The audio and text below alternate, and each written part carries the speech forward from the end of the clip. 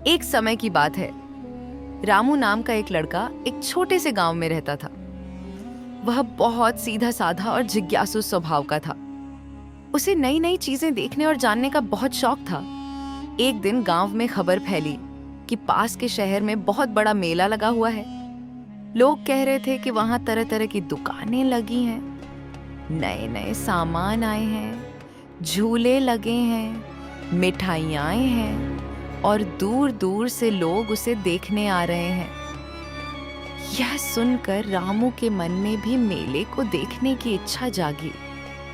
उसने सोचा, मैंने कभी शहर का मेला नहीं देखा, क्यों ना मैं भी जाकर देखूं और थोड़ा घूम फिर आऊं। गांव में कोई बस या गाड़ी की सुविधा नहीं थी, इसीलिए रामू ने तय किया कि वह पैदल ही शहर जाएगा। सुबह सुबह वह घर से निकला और शहर की ओर चल पड़ा। कुछ दूर चलने के बाद रास्ते में उसे एक बुजुर्ग चाचा साइकिल से आते हुए दिखाई दिए। चाचा ने रामू को रोका। अरे बेटा रामू, कहाँ जा रहे हो इतनी सुबह सुबह? चाचा, मैं शहर जा रहा हूँ। सुना है वहाँ बहुत बड़ा मेला लगा है, मैं भी देखना चाहता हूँ। चाचा ने गंभीर स्वर में कहा, ठीक है बेटा, जाओ और मेला देखो, लेकिन एक बात याद रखना, शहर वाले गांव वालों को लूट लेते हैं। सोच समझ कर ही कोई चीज खरीदना। जी चाचा, मैं ध्यान रखूंगा। यह कहकर रामू आगे शहर की ओर चल देता है।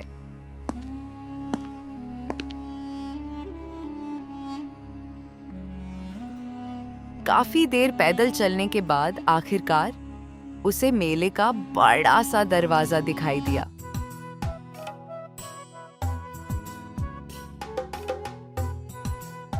और उसे अंदर से ढोल नगाड़ों की आवाज आने लगी। लोग हंसते बोलते अंदर जा रहे थे। रामू बहुत खुश हो गया और वह भी मेले के अंदर चला गया। मेले के अंदर चारों तरफ रंग बिरंगी दुकानें सजी थीं। कहीं खिलौने बिक रहे थे, कहीं मिठाइयाँ, कहीं कपड़े और कहीं बर्तन। बच्चे झूलों पर बैठकर हंस रहे थे। वातावरण बहुत ही आनंदमय था। रामू इधर उधर घूमता रहा। उसने हर दुकान को ध्यान से देखा। उसे सब कुछ बहुत अच्छा लग रहा था। 1 घंटा बीत गया, फिर 2 घंटे, फिर 3 घंटे और देखते देखते 4 घंटे निकल गए। शाम होने लगी और सूरज ढलने लगा। तब रामू ने सोचा, अब घर लौट जाना चाहिए, लेकिन अगर मैं खाली हाथ जाऊंगा तो गांव वालों को कैसे पता चलेगा कि मैं मेला देखने गया था। मुझे कोई अनोखी चीज लेकर जानी चाहिए। वह एक ऐसी चीज ढूंढने लगा जो उसके गांव में किसी ने न देखी हो। तभी उसकी नजर एक दुकान पर एक अनोखी चीज पर पड़ी। गांव में उसने कभी अनोखी चीज नहीं देखी थी। वह दुकान की ओर बढ़ा। भैया, ये क्या चीज है? धूप हो या बरसात, ये छाता है आपके साथ। वाह, क्या कविता कही भैया, मजा ही आ गया। ओहो, धूप हो या बरसात, ये छाता है आपके साथ। ऐसे छतरी कहते हैं। जब बारिश होती है तो ये आपको भीगने से बचाती है, और जब धूप होती है तो धूप से बचाती है। रामू को वह अनोखी चीज बहुत अच्छी लगी। ये कितने की है? मात्र 200 रुपए। यह सुनते ही रामू को रास्ते में मिले चाचा की बात याद आ गई। उसने सोचा, शहर वाले गांव वालों को लूटते हैं। नहीं भैया, इसकी सही कीमत बताओ, ये काफी ज्यादा है।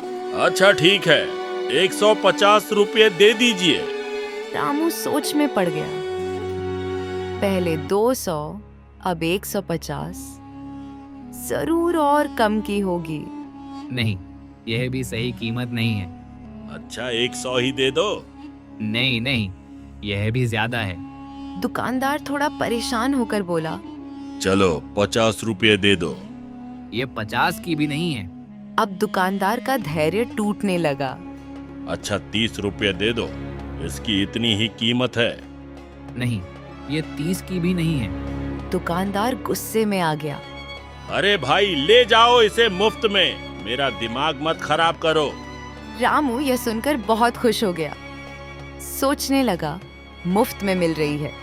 क्यों ना एक के जगह 2 लेके जाऊं। दुकानदार ने थक हार कर 2 छतरियां दे दी। 2 छतरी लेकर मैं तो अब गांव जाऊंगा।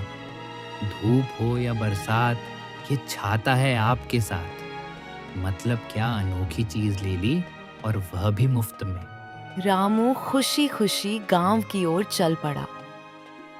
उसे लग रहा था कि उसने बहुत बड़ी समझदारी दिखाई है, लेकिन रास्ते में अचानक मौसम बदल गया। तेज हवा चलने लगी और काले बादल छा गए। थोड़ी ही देर में जोरदार बारिश शुरू हो गई। रामू ने तुरंत एक छतरी खोली, लेकिन हवा इतनी तेज थी कि छतरी उलट गई और टूट गई। उसने दूसरी छतरी खोली, वह भी कुछ ही देर में टूट गई। रामू पूरी तरह भीग गया। कपड़े कीचड़ से गंदे हो गए। वह उदास होकर गांव पहुंचा।